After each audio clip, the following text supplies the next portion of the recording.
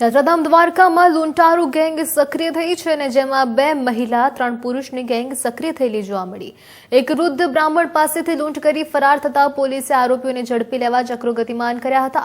દેવભૂમિ દ્વારકા એક આસ્થાનું પવિત્ર સ્થળ છે અને જે ભૂમિને ભગવાન દ્વારકાધીશે પોતાની કર્મભૂમિ બનાવી છે। આ ભૂમિ પર આજકાલ ચોરી ચક્કારી જેવા કહી શકાય ધુતારાઓ છે તેમને ઘેરી લેવામાં આવી રહ્યા છે અને ત્યારે આવી અનેક ઘટનાઓ પણ સામે આવતી હોય છે। વધુ એક આવો કિસ્સો આવ્યો છે તેના વિશે જાણીએ।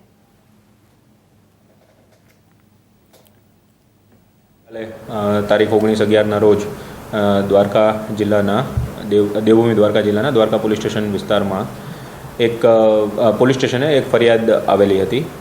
એમાં ફરિયાદમાં એક પુરુષે એવી ફરિયાદ કરી હતી કે એમની સાથે લૂંટ થઈ છે અને 4-5 જણાની ટોળકી હતી જેમણે એમને માર મારીને લૂંટ કરેલ છે। તો જેવી ફરિયાદ મળતા અમે પોલીસ સ્ટેશને 5 જણાની ફરિયાદ અમને મળેલી, એમની પાસેથી રોકડની લૂંટ થઈ હતી। તો અમે ધાડનો ગુનો દાખલ કરેલો હતો અને જેવો ગુનો દાખલ થયો તાત્કાલિક પોલીસ સક્રિય થઈ ગઈ હતી।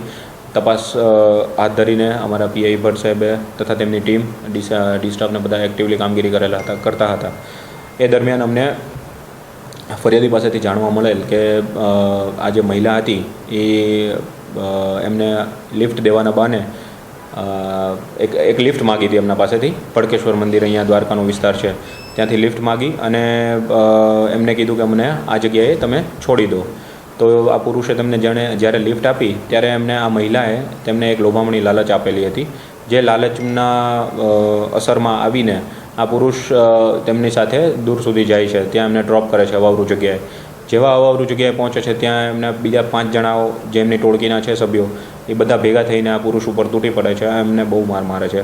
માર માર્યા પછી એમની પાસે જે મોબાઈલ હોય છે તે ઝડપી લે છે અને મોબાઈલમાં એમનું અકાઉન્ટ બેલેન્સ ને બધું ચેક કરતાં 39,000 રૂપિયાની એક પંપ પાસે જઈને ઓનલાઈન ટ્રાન્ઝેક્શન કરીને રોકડમાં ફેરવીને લૂંટ ચલાવે છે।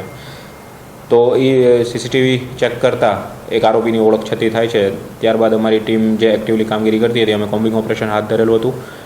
ત્યારબાદ અમે 5-5ને હસ્તગત કરેલ છે અને જેવી ફરિયાદ દાખલ થઈ હતી એના ગણતરીના કલાકોમાં જ દ્વારકા પોલીસ ટીમ તથા અમારો ડી સ્ટાફની ટીમ બધાએ એક્ટિવલી કામગીરી કરીને આરોપીઓને હસ્તગત કરેલ છે।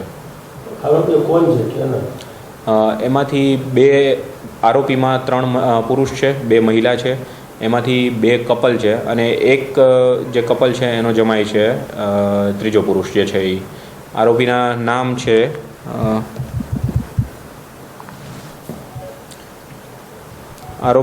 છે રાહુલ જાલુભા ઉકડા, પછી સોનલ રાહુલ જાલુભા, પછી રમેશ કાનજીભાઈ સંઘાર, સુનિતા રમેશભાઈ સંઘાર અને સુમિત જીતેન્દ્રભાઈ દુબે।